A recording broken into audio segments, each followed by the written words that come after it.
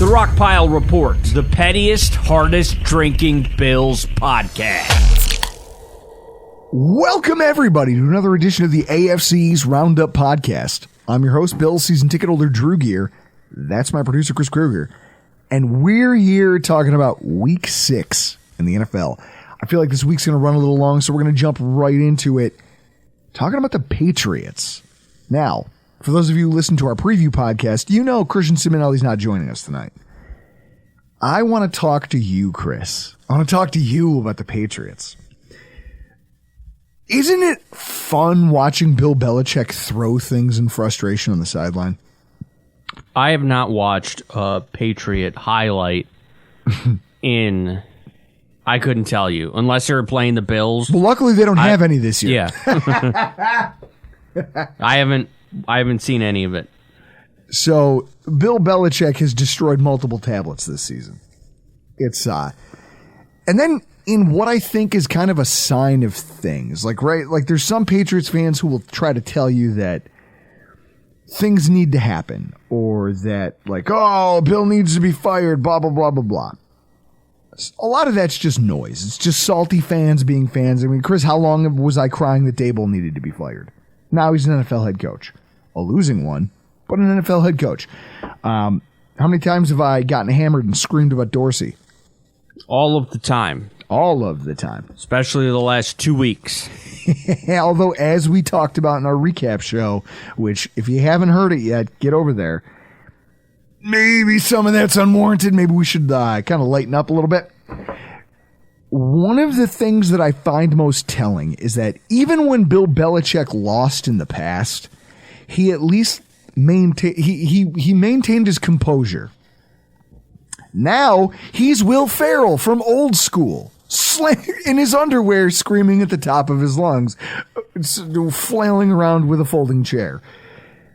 He's breaking tablets. He's screaming at players. Also, I see this and I think to myself, do you remember when Ryan Fitzpatrick talked about how personally he took it that Tom Brady snubbed him? Oh, yeah. And how it made him want to kill Tom Brady. Every time I get the opportunity to play Tom Brady, he's getting 125% of me.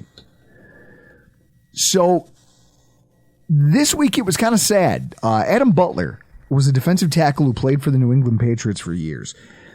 He left in free agency to go join the Raiders. And after the game, he got his first sack as a Raider. He had a great game by all accounts. He foolishly thought that, hey, when the game's over, I'm going to be able to seek out Bill Belichick and my mentor, the guy who drafted me, the guy who brought me up, give him a handshake, because Chris, you see that all the time, don't you? Yeah. You'd think if you're an idiot about sports, you think that these guys hate each other's guts. And don't get me wrong, there are some guys who foster real animosity over the game of football. It's not all just, hey, we're coworkers. Do you remember when Hines Ward broke Keith Rivers' jaw? No. Yeah. Back when the Steelers, think about when the Steelers-Ravens games were at their peak. The most, the roughest ones. And the Bengals were kind of getting in the mix there, whatever. But those teams were full of badasses who were bad dudes. Legitimately bad dudes. They're probably nice off the field, but on the field, they took no prisoners. Keith Rivers had done something, and Hines Ward said, oh, yeah, you think you're funny? So on a passing play where Keith Rivers is playing zone, he comes across the formation and throws it like he knows he's not looking, and just absolutely shatters Keith Rivers' jaw. Some of these guys legitimately hate each other. Yeah. But by and large, after every single game, you see guys from opposing teams doing jersey swaps, shaking hands, at least talking, hey, cool. Or they just go, whatever. Butler thought that he could get a handshake from Bill Belichick, and was really, he talked to the media about it. It was in Pro Football Talk about how he was kind of sad and disappointed that Belichick didn't even consider him, just blew right by and stormed off the field. He only used to do that after really bad beats. Like, he did it after the Bills. Him and Tom Brady stormed off the field together without shaking hands after the Bills beat them back in 2011. He did it, I'm trying to think of when else. Like, when else have you, like, I've watched Tom Brady sit on the field in the, like, that stupid position of his. Eagles Super Bowl? Eagles Super Bowl, he stormed off. Well, I think he shook a hand briefly, but it was the McDermott Daboll shake. All right.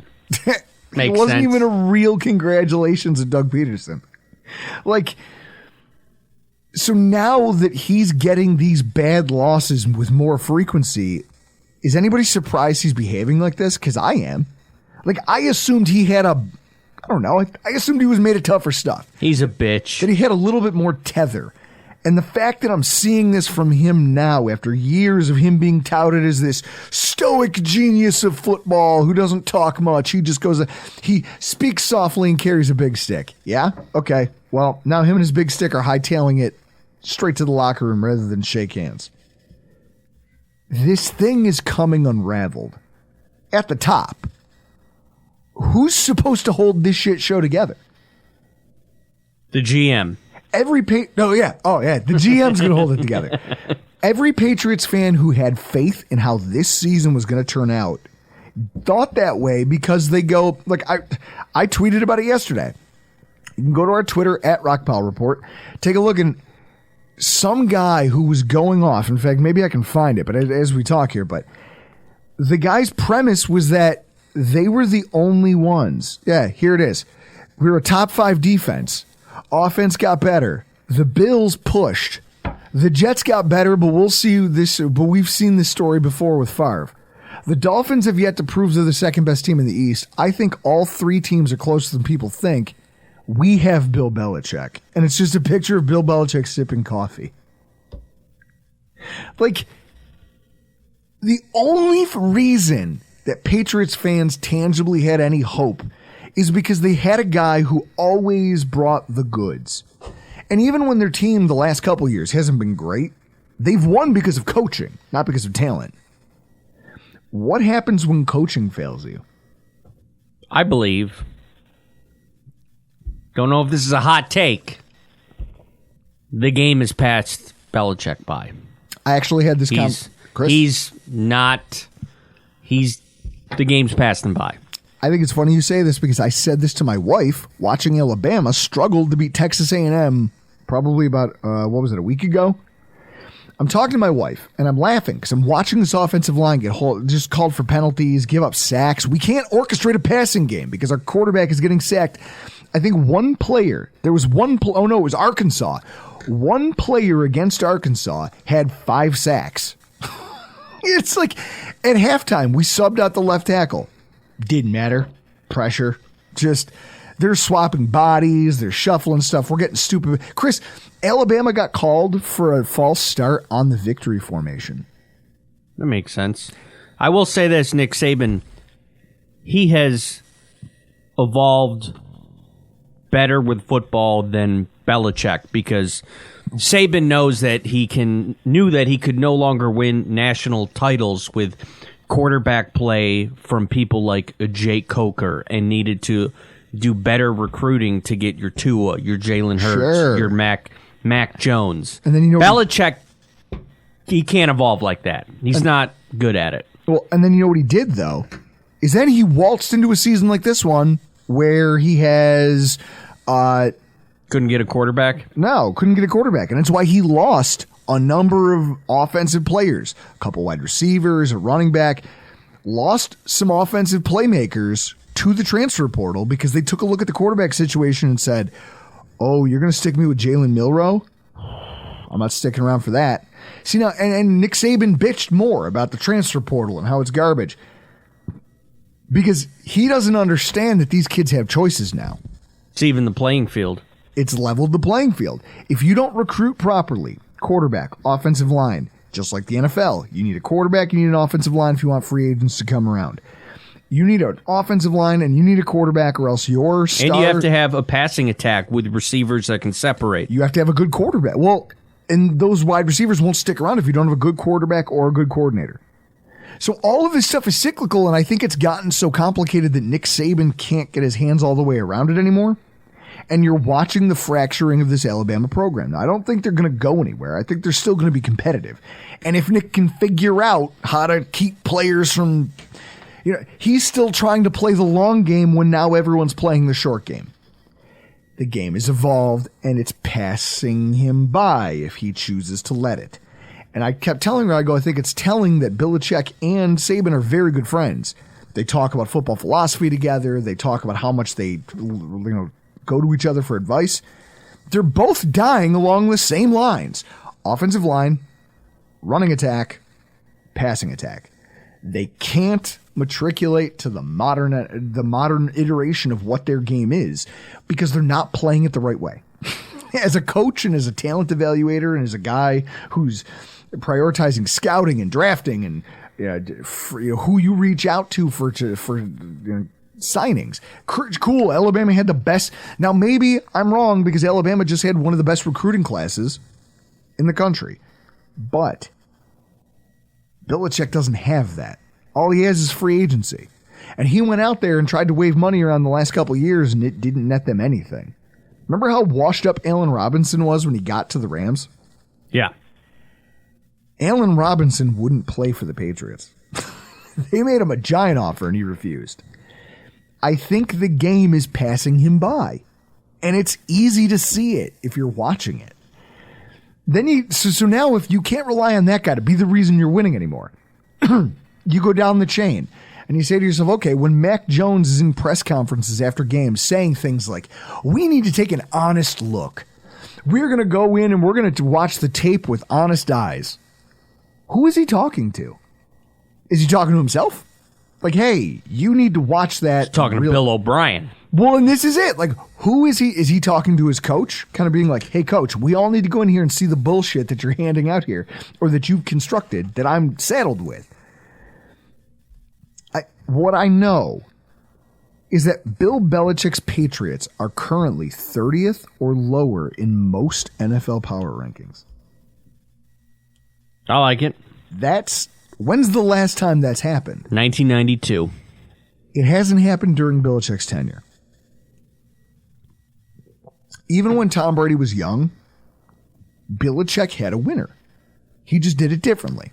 And every year he would pivot and find a new way to win and pivot and find a new way to win. Regardless of the Matt Castle year, he says, fine, I don't have a Tom Brady. I will still win 11 games. They missed the playoffs on a, tiebreaker scenario, I believe it was? Yeah. One of the few times you get double-digit wins and miss. For the first time. So I'm supposed to believe that at some point this season, they'll figure it out. When all signs are telling me that this is the worst season Bill Belichick has ever had. And it's just been this slow descent into hell for that fan base and for this team and for the coaching staff, for everybody associated with it. But that someday they're going to sort it out and all of a sudden just be back. Chris, that's a nice thought, but I think we've all watched these movies before. That's not how this ends, is it? That's not how these films tend to end. All I know is they're going to go play the Buffalo Bills this week. I can't wait to see it.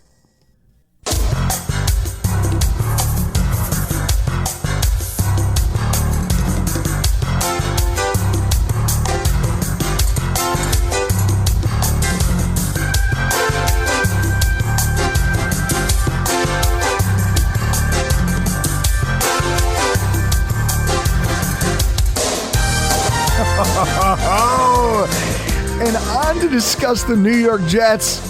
With us tonight is Mr. Scott Mason from PlayLikeAJet.com. It's a heater! Mr. Scott Mason, how are you doing tonight? Well, this has been a interesting season so far, Drew. This week, no game, so I get to relax a little bit, collect my thoughts and all of that. But this has been, in every way, a strange season for the Jets. When Aaron Rodgers goes down at the start of the season, you're basically stuck thinking, okay, there it goes. Like, that's it. The season's over. I'm questioning your coaching staff, questioning their seriousness about this. We're watching you guys blow out losses to the Cowboys, tough loss to the Patriots, but then, and then you start to see like, hey, the Jets hung tough with the Kansas City Chiefs, and everyone goes, the Chiefs are playing poorly, but it'll be fine. Correction. The Jets got robbed by the referees against the Kansas City Chiefs. What is it with you guys from New Jersey and crying about getting robbed by the refs? I don't understand. Fuck the Giants forever. So with that in mind, we go, it's just excuse after excuse. People tried, like it was one of those things where for me, I never thought highly of the Jets here going into the season. And then I'm one of them. With the Aaron Rodgers injury, I just assumed that's the end. This is the wrap on this. First loss to the Cowboys, but then you start to see some percolation here. The Chiefs game, you guys are hanging tough.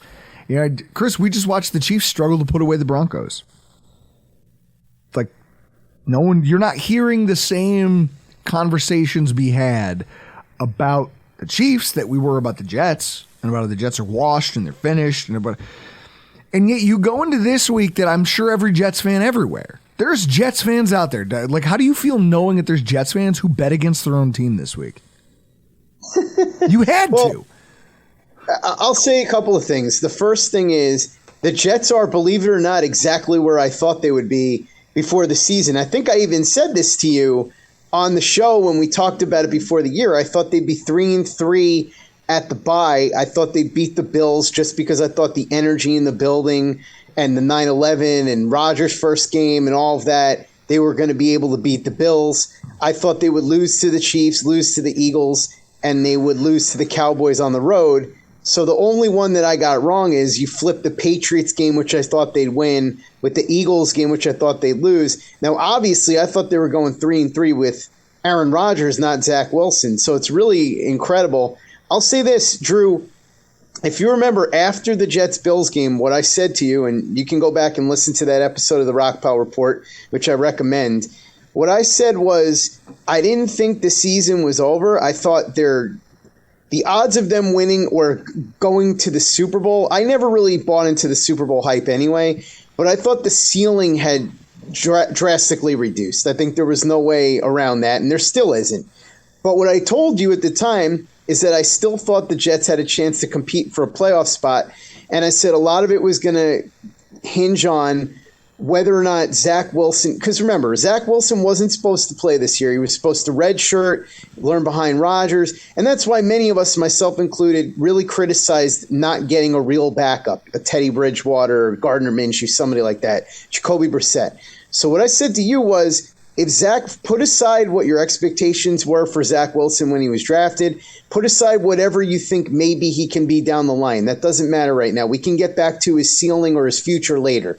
What we have to deal with right now is the here and now. And what I said was if Zach Wilson can manage the game, if he can make some nice throws while avoiding big mistakes, even if he's not any kind of game changer, even if he's not any kind of difference maker, even if he just performs like a low-end starter, solid backup, like those guys I mentioned, Brissett, Bridgewater, Gardner Minshew, if he could do that and the defense could do what they do and Breece Hall can do what he does, the Jets were going to have a real chance to make the playoffs. And I think that's what you're seeing, because say what you want about Zach Wilson, by no means is he anything more than what I just said. No, but look at it like this. This is what boggles me. I understand the detritus. He's not a star, right? Like I've talked shit about him just as recently as this past week. But career highs in completion percentage, completions, right? Just straight up completions. The number of passes he completed, he's already almost matched last season's total in 2 fewer games. What you're watching is a guy who has figured out that, hey, if my defense can drag these guys down into the mud, I can orchestrate enough. And also, by the way, Breece Hall, fucking electric. Like, that kid is and Garrett Wilson is too, by the way. No. But Breece Hall Like you guys gave a Delvin Cook contract that you didn't have to. You know that, right? There was no that was the epitome of hat on a hat. Well, as you know, I've talked about this. I mean, I said it on your show. I was never in favor of that move, and I think everybody kind of realizes that it was done to placate Aaron Rodgers. Yeah. So now you made a guy happy who's not here, and at the same time, the guy. I'm just happy they're not trying to ham fist Cook into the game. They're letting Breece Hall be the alpha because it's what he is. The combination of Zach Wilson being competent, right, and Breece Hall being the straw that stirs the drink, combined with that defense, it's working. And for as many people want to say the defense is over, statistics, it's overblown. How's this for fucking overblown? Okay, they beat the Bills, beat Philly, almost beat Kansas City, probably should have beat Kansas City, took them to the wire. When you look at where those three teams rank, they are 9th for Kansas City, 5th for the Eagles, and 3rd for the Bills in points scored this season. Right. In terms of yardage, going back down the line, the Bills are 5th, Eagles are 2nd, the Chiefs are 4th. These are upper echelon offenses, and you held them all to around 20 points or less. And on the offensive side of the ball, listen, Breece Hall is obviously the straw that stirs the drink. But really, if you look at it, Zach Wilson, his footwork looks better. He's playing with more confidence. He's made some nice throws. He's not making those same key mistakes, especially interceptions. And what it boils down to is, and what you're seeing this year that you didn't see last year from him is, they're moving the ball consistently. They had 3 drives of over 50 yards against the Eagles. The issue is the red zone offense needs a lot of work. But the point is, it steps in the right direction. And if the defense continues to play well against the better teams, and if Zach Wilson can continue, look, I forget who pointed this out, but it was really funny. There were 9 interceptions thrown in the Jets games against the Eagles, the Bills, and the Chiefs. And 8 of those 9 were not thrown by Zach Wilson. If I would have told you that before the season started, that Wilson was playing against those 3 teams and there were 9 interceptions, you'd have thought most of them were Zach Wilson, certainly not only one. So it's truly remarkable how, again, like you said, he's figuring out that he doesn't have to be Aaron Rodgers. He just has to manage the game. And this is sort of what we were hoping for a little bit last year. We were hoping for, remember what we said with Josh Allen, year 1, he was pretty bad. Year 2, he got incrementally better. And year 3 is the breakout year when he became a star. We were hoping with Zach Wilson, year 2 would be the year number 2 like Allen, where he would be like what we're seeing now. Maybe he's a year behind schedule. Maybe this is just what he is. I don't know. But at least now, I forget who said it, but the Jets have gone from a team with Zach Wilson that he's unplayable and they can't win to now he's competent and they can win games with him. And that's a big step forward. Again, he's not playing like the guy they thought they were getting at a BYU. Maybe he never gets to that level. But for now, this is a major step forward, and it's something that most Jets fans probably never thought they would see. And look, if Jets fans that made up their mind about Wilson already, they hate him, whatever, they're going to go out of their way to poke holes in everything he's done. But the reality is he's playing to the level that I just said, and you had no right to expect him to be any better than that, considering what we saw last year. The last time we saw Zach Wilson, he got booed off the field on national television in front of his own home stadium. He was so bad that we heard all offseason about how they were planning to rebuild him. He was going to learn behind Rodgers, this and that. And now he's at least playing to the level of a low-tier starter / solid backup. That's significant progress. I mean, it's sad for the second overall pick, but it is progress. Now, with that in mind, I've just got a question.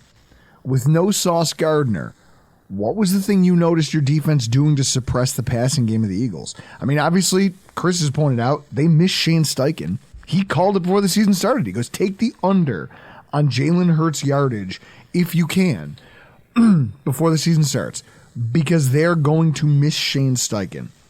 And it's clear that they do.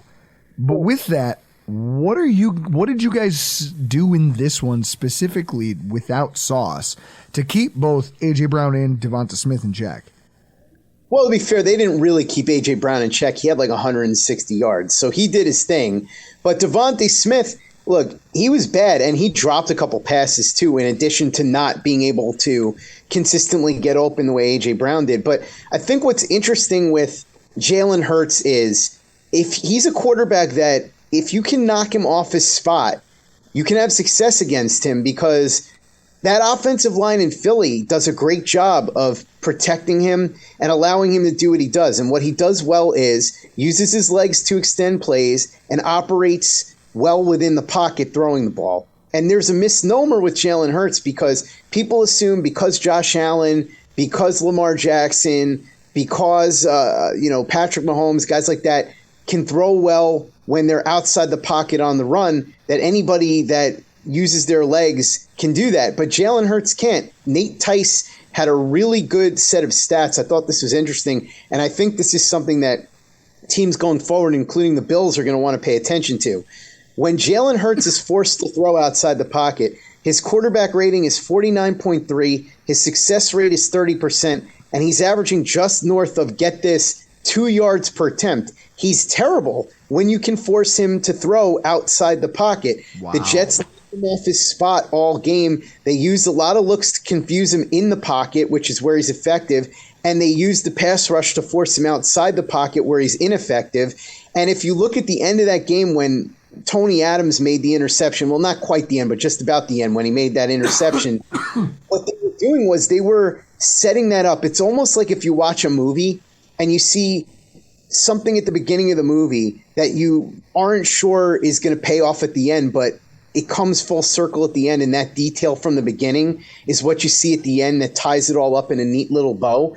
The Jets had been using a lot of deception with Hurts.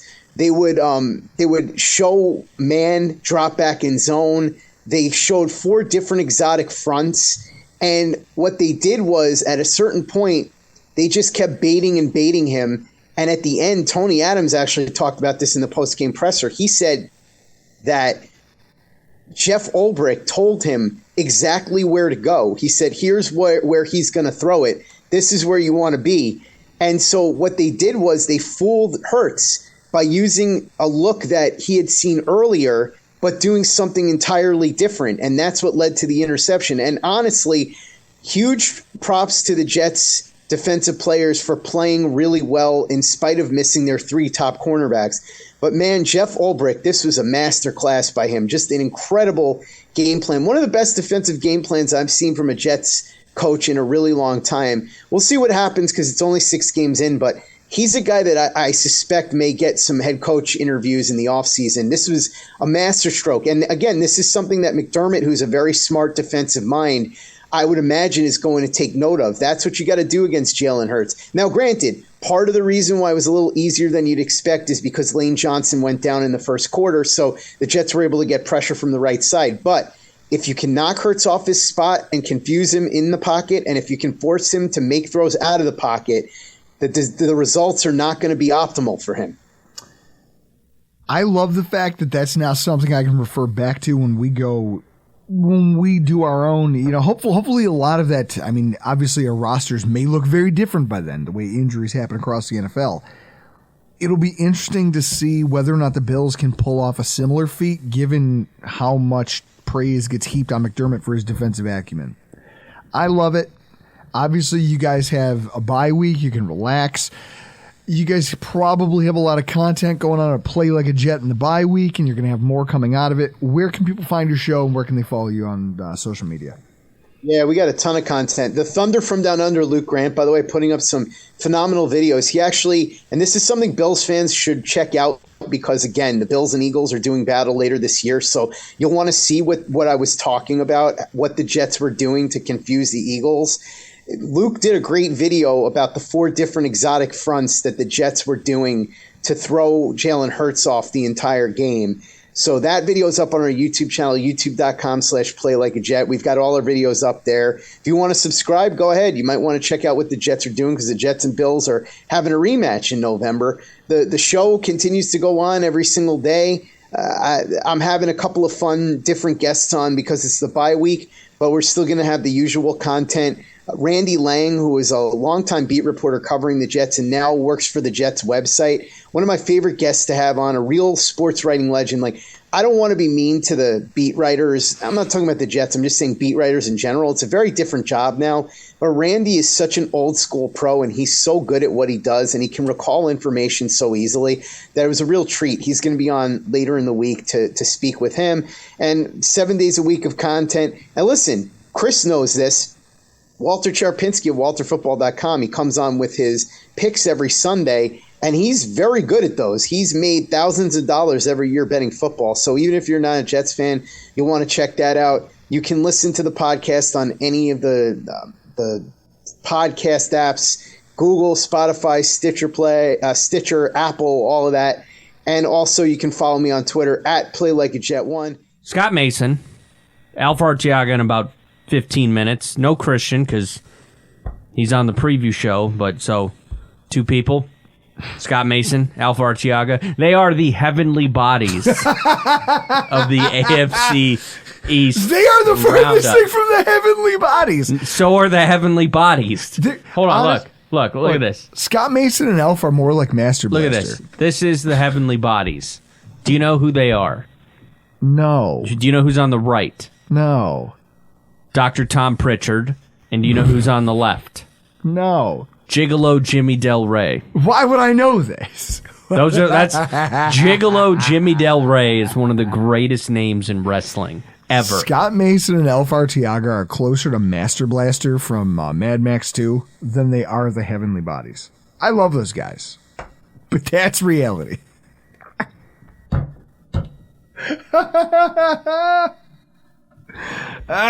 So I guess that brings us to our Bills, doesn't it? Yeah. This is where we rank coordinators? No. We did that during the recap show. No, this is where we talk about Leonard Fournette's visit that wasn't. Where do you think they met with him? At the facility, and then they went to Applebee's? They didn't.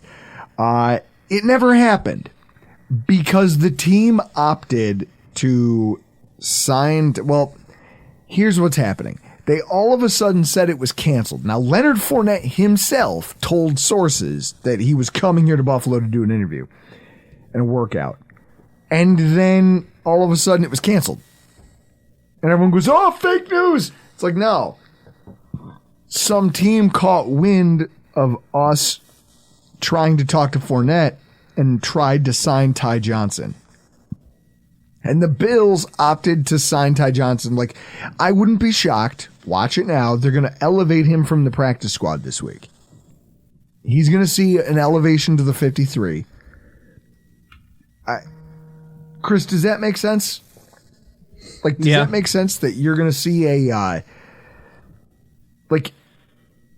does it make sense that a running back who, like, okay, some other team's going to sign you and make you their third guy, might look at a team like the Bills who have given all three running backs touches every single game and said to himself, where could I go? Like, I don't know who the team was, right? No one knows who the team was that was trying to sign Ty Johnson. But he said, hey, you know what? I'd rather stay with Josh Allen and this team and this coordinator than go take my chances with, like, who's a team that might be trying to sign a running back right now? I don't know. Maybe the 49ers. Isn't McCaffrey hurt? Now, the 49ers would be interesting. I feel like you'd want to go play for them, right? So yeah. Favorite, whatever. So it can't be that. It had to be something else, because otherwise he wouldn't still be here. At the same time, what this tells you is that our staff genuinely believes that Ty Johnson's better than Leonard Fournette.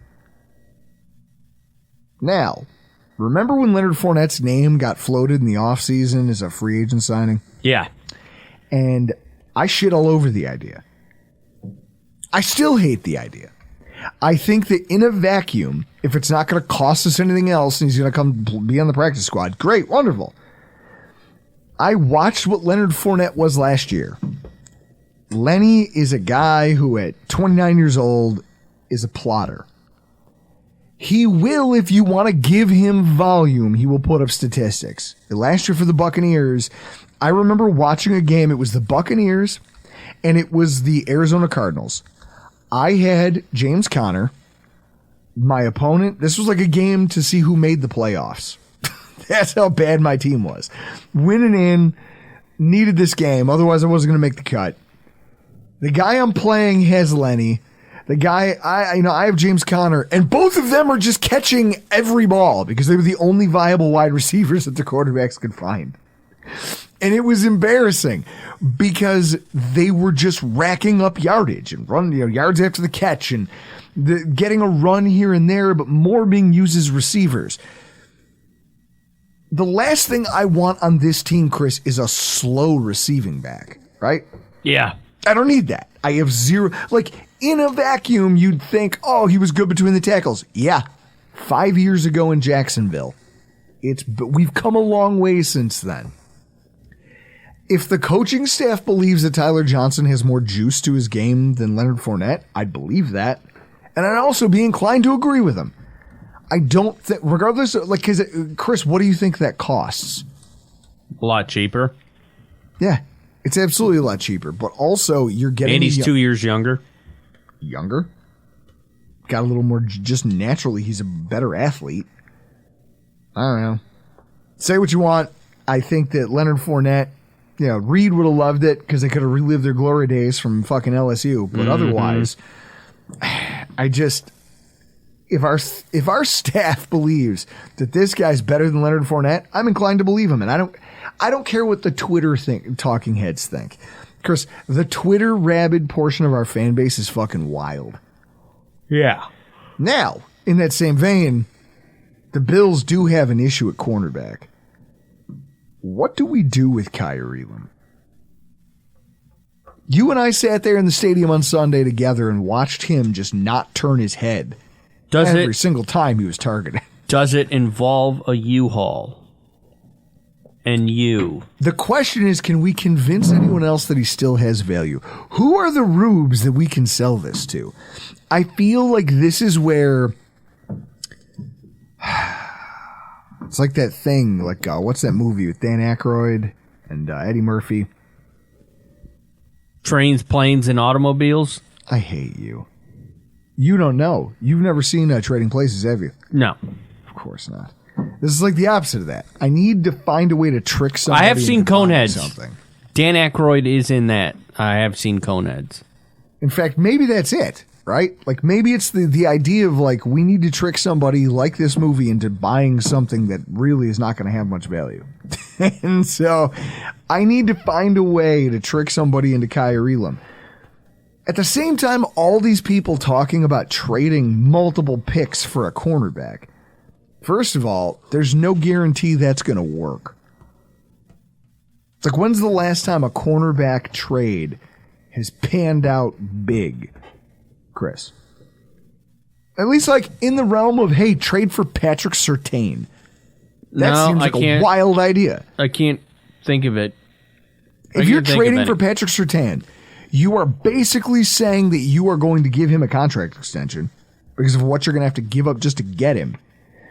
What does that mean for Trey White? Are you cutting him? No. No. What does that mean for the rest of the cornerbacks on the roster? Christian Benford doesn't have a home now. Dane Jackson needs to be released.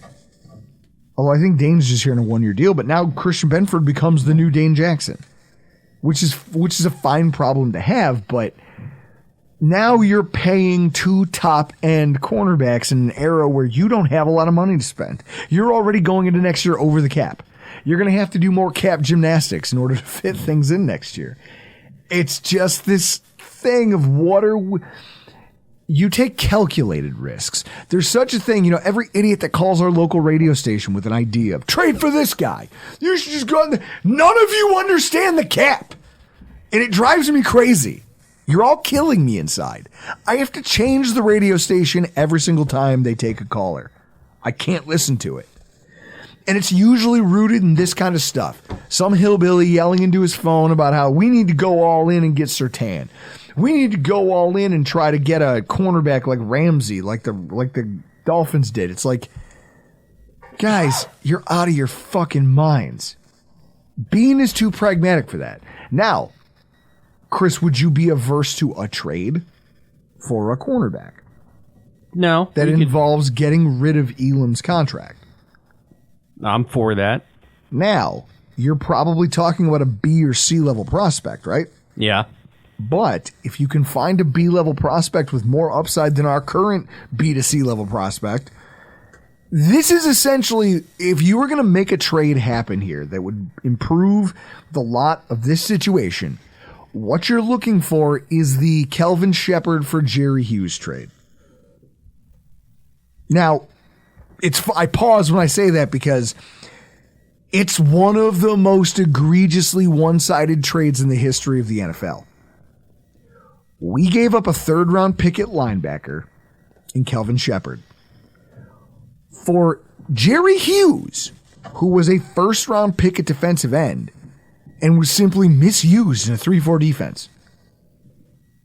Straight up. Like, which one's worse? Now that I'm thinking about this. Was Kiko Alonso for Shady straight up the most lopsided ever? One of them. But Kiko was at least useful. Yes. Kelvin Shepherd is already a coach in the NFL. Kiko Alonso was just playing like 2 or 3 years ago. Kelvin Shepherd was already retired in coaching. That's it. That settles it. De facto. Most one-sided trade of all time. There's no way we come out of this in a way, if we're trading cornerbacks, that makes everybody happy, is there? You're either giving up a bigger, more draft capital than you'd like, which is tough for a team that's so strapped to the cap.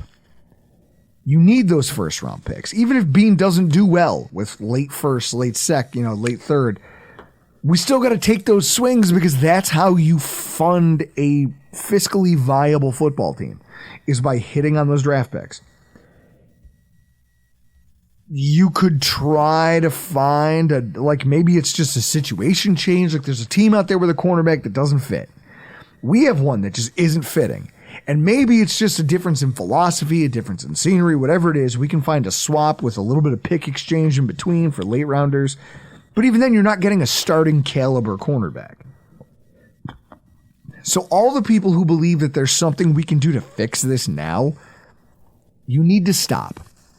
And instead, what you should do is root for the acclamation of these young guys. Stop tearing them down and start just accepting the fact that this is what we have. Dorian Williams is going to fill in for Matt Milano, whether you like it or not. Kyer Elam is probably going to be here for the entire season, whether you like it or not. This is the hand we're dealt. All this trade talk, it's great because it keeps our radio shows host, like a radio host, they have a job. They're getting paid, they take your phone calls, and then they pontificate about your stupid phone calls. I just need you to know how dumb I think they are. And if you're listening to this podcast and you're still a radio caller, Chris, this is almost where I want to put like Sarah McLachlan, like in the arms of an angel. I want to be like, for no money a day, you can stop driving everyone crazy with your stupid, Chris, what's worse about a bad phone caller to a sports show? You dealt with a lot of them. You screened a lot of them. Yeah, it's... What's worse? Is it the guy... Hang on. Is it the guy with a bad premise?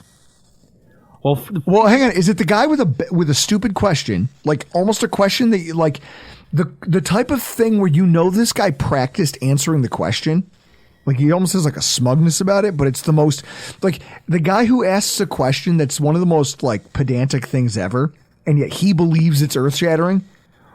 Or is it the guy who asks the wild-ass question that almost illustrates he knows nothing about how the NFL actually works? First of all, as a former phone screener for 790 The Zone in Atlanta, the first person that you don't put on the air is the guy that doesn't understand that there is a phone screener, who just thinks he just calls and gets on immediately. That's not a thing that happens. And then after that is... the guy that can only do he maxes out at 2.5 syllables on any word, even if it's over 2.5 syllables. All right, then no one's going to understand this guy. And then its third would be guy with outlandish take where it would only happen in Narnia. That would be the levels of people that call into sports stations. I just want you all to know that if you fit any one of these categories and you're listening to this podcast right now, I still love you, right? I still love you as a listener and a follower of our pontification. But I'm doing it here from a very nicely appointed, very nicely outfitted studio. But I'm doing it from a fucking basement, right? I'm not out there bothering the masses. You're here because you sought me out.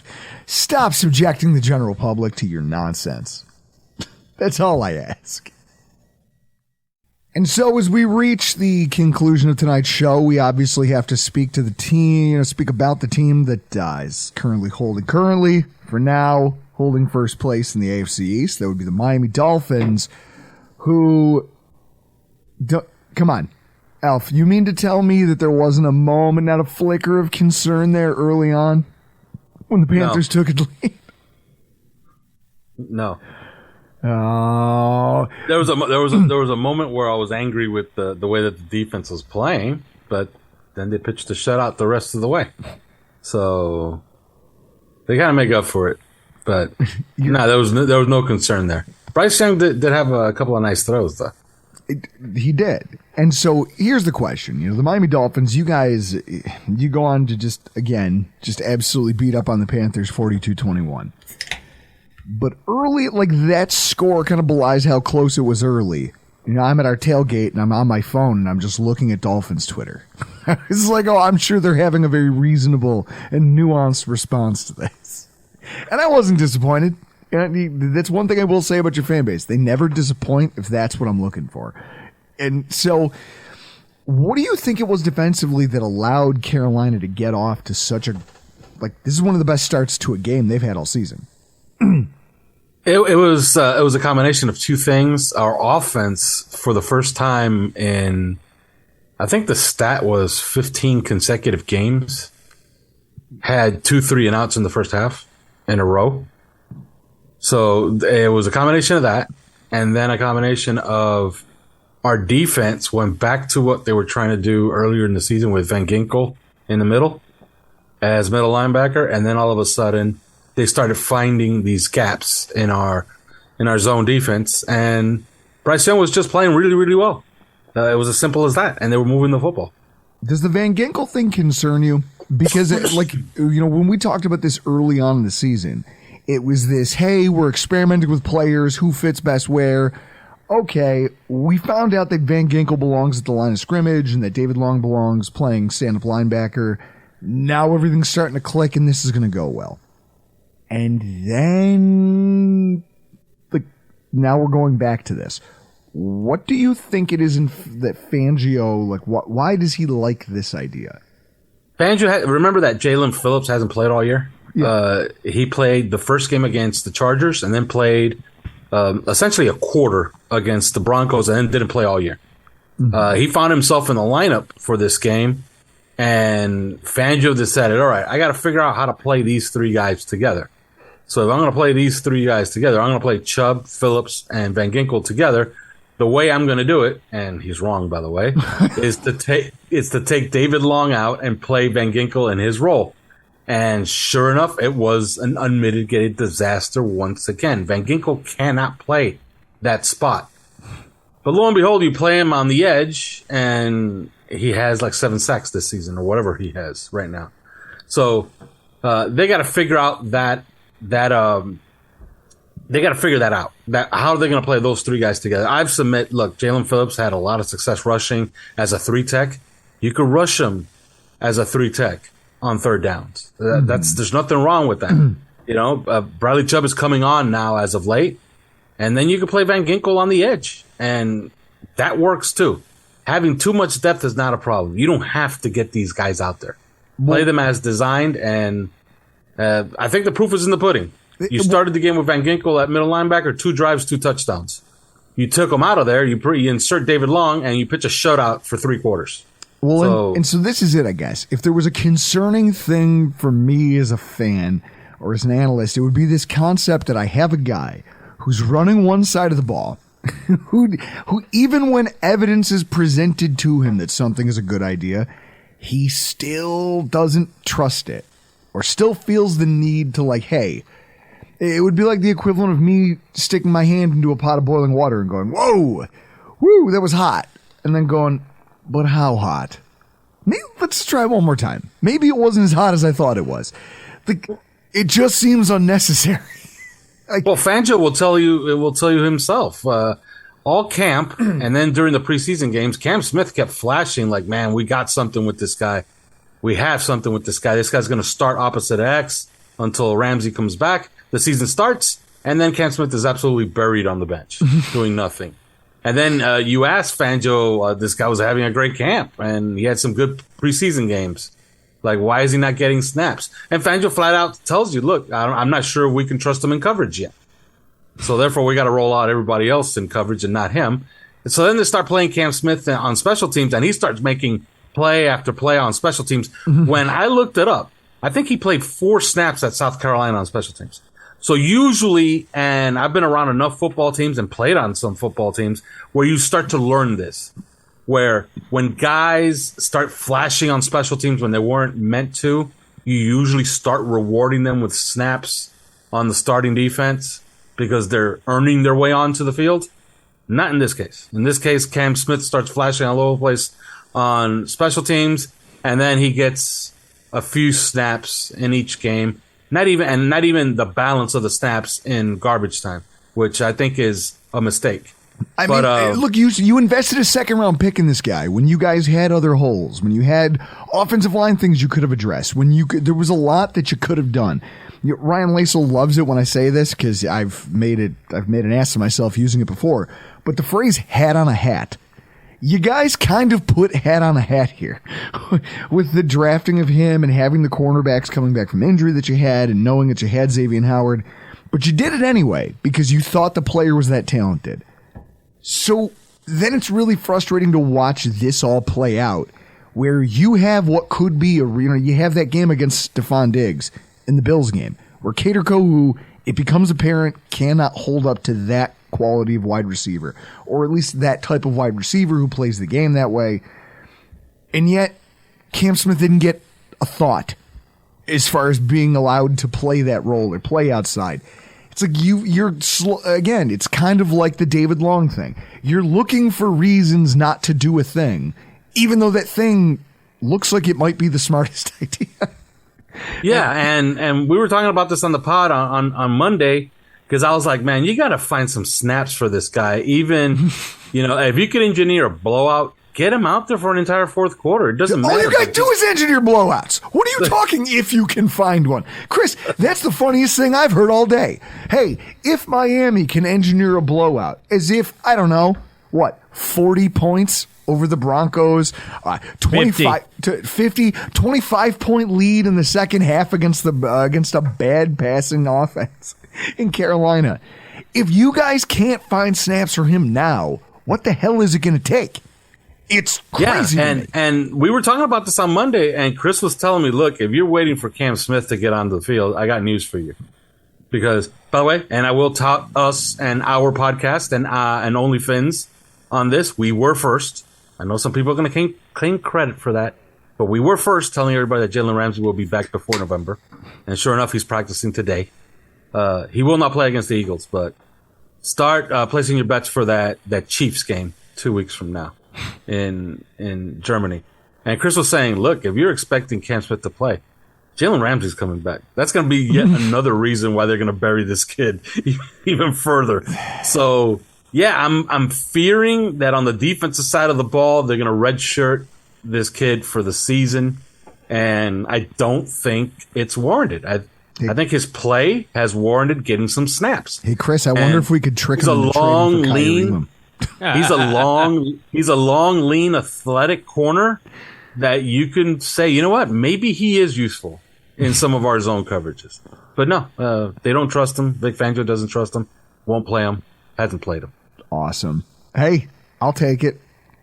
Also, hot. Like, okay, let's talk about this. If you want to fade this or if you're a fan of it, talk about Kendall Lamb maybe making Teron Armstead expendable. Nah, that's crazy. That's crazy talk. Okay. What they have to address is the money that they're paying, Teron Armstead to be a spot starter going forward. Yes. Okay. Because Kendall Lamb is having a monster season, and so is Austin Jackson. Let's face it, Austin Jackson is playing his way into a big contract. Well, here's something I'd like to point out, though. Is it okay? So what's crazier, Chris? I'm going to ask you this question. What is more probable? That offensive linemen who we know to be subpar to average throughout the course of their career, all of them figured out how to play high-level offensive line in one season, or the system is finally working in a way that protects the offensive linemen, in which case you should do everything possible to preserve the system rather than the individuals. What do you think about that, Chris? I think that you're asking the wrong person that question. I think it's a great question, and it's one that I'm going to steal from you and ask on the next podcast, because it really is. Because what do we know? We know that Kendall Lamb, let's analyze this across the board. We know that Kendall Lamb last year was good in spot duty. Okay, comes out this year, he's absolutely awesome. Yep. There's no way the guy's allowed one sack. Yep. All right. Yep. All season, and I think 2 pressures, and he went 4 weeks without allowing a pressure. All right. Yeah. So he's been really, really good. That's what we know so far. Well, and so this is it. So is he? And that's what I'm talking about. And then Austin Jackson, who has been a joke, who literally there have been Dolphins fans saying the thing that I always said about our. Whenever we had just a bum on our roster, I would say things like, "I will come to your home and help you pack the U-Haul if you get the hell out of here." There have been Dolphins fans pounding the table for that since almost the day he was drafted and then inserted into the starting lineup. And yet now all of a sudden they're all-stars. So what's more probable? And with that, do you want to allocate significant resources to these guys? I'm thinking about Austin Jackson. We're looking at AJ Epinesa, who's coming up here. He's going to be due a payday. You guys are maybe you're 1 year removed. You're going to have to come up this summer and decide whether or not you want that 5th-year option. If you pay him, now there's complications as far as what you can do with the rest of your cap. Beyond that, do you extend this guy or are you drafting his replacement? It's just, I see all of the success your linemen are suddenly having, and I just question, even in the Bills game, the line wasn't exactly the issue. We did get pressures and we did get some hits on Tua. We did get some sacks. But by and large, it was worlds better than what anyone expected, knowing what the line has been over the last few years. Now you want to start that conversation of who do we invest in. That becomes a much more nuanced conversation, I think. Yeah, and if you go across the board, Isaiah Wynn's having a monster year, and, we picked him up off of New England, and New England was trying to get rid of him. That was a guy I thought the Bills really could have used. And he's been really good. Connor Williams has been injured the last few weeks. Liam Eichenberg all of a sudden has a very, very good game at center. And I have a theory on Liam Eichenberg that it has to do with the fronts that he's facing. The Bills have a very busy A-gap mugging front. That's going to cause problems for a guy making his debut at center. Mm-hmm. The Eagles do not. The Carolina Panthers do not. They like to play guys at 3-tech, which gives the center less to do, which Liam Eichenberg is all right if he's helping everybody else out and he's free to just get down the field, although not too far down the field like he did against Buffalo and cost us a touchdown. But the right side of that line, if you watch him on film, we all knew, and I've been touting Robert Hunt on this podcast for 2 years. Yep. He's really, really good, and he's going to get paid. In my opinion, he's one of the best guards in football, and he'll get paid as such. Austin Jackson, the work he's doing in the run game is absolutely ridiculous week in and week out. He's sprinting downfield and hitting safeties 20 and 30 yards down the field. Is he payday worthy, though? Because you can like a guy. Do you like him starting right tackle money? Here's his arc, okay?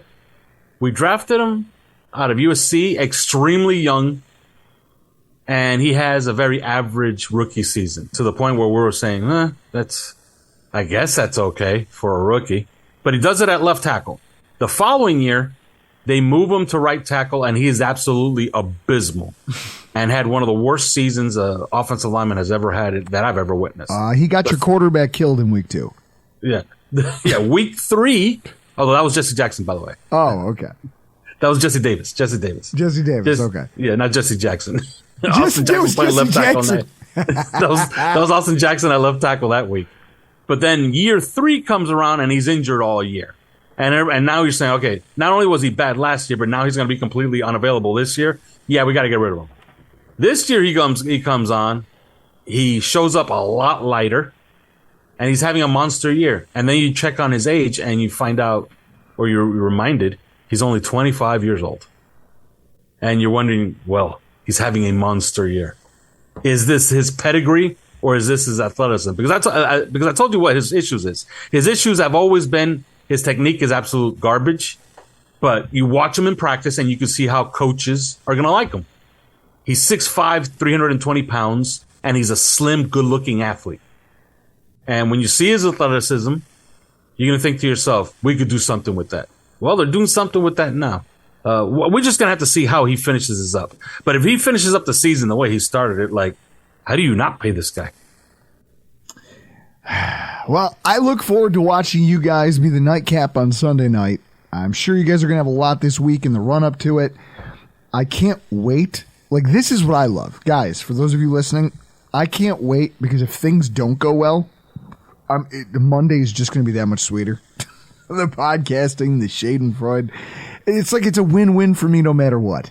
I get to watch an exciting football game, and then at the same time, if it doesn't go well for one of you, I still get to have fun at no matter who it doesn't go well for, I get to have fun at their expense. I love this. I really do. Now, in the run-up to it, where can everybody find you on social media? Where can they find your work? Where can they join OnlyFins? Why don't you hit me with it? All right. If you want to join OnlyFins, it's on Discord. So you got to go to discord.gg/OnlyFins. And you can join there for $3 a month. You want to get our podcast? It's the number 3 yards per carry. We're everywhere. Like, you really can't miss us. Like, if you have an internet machine anywhere near you, just put in our name 3, the number 3 yards per carry, and we will show up on Twitter. We are also the number 3 yards per carry, and you get all our work on there. Guys, this has been a lot of fun. But for tonight, we got to get the hell out of here. I'm Drew Gear. That's Arteaga. That's Chris Kruger. And this has been your AFC's Roundup.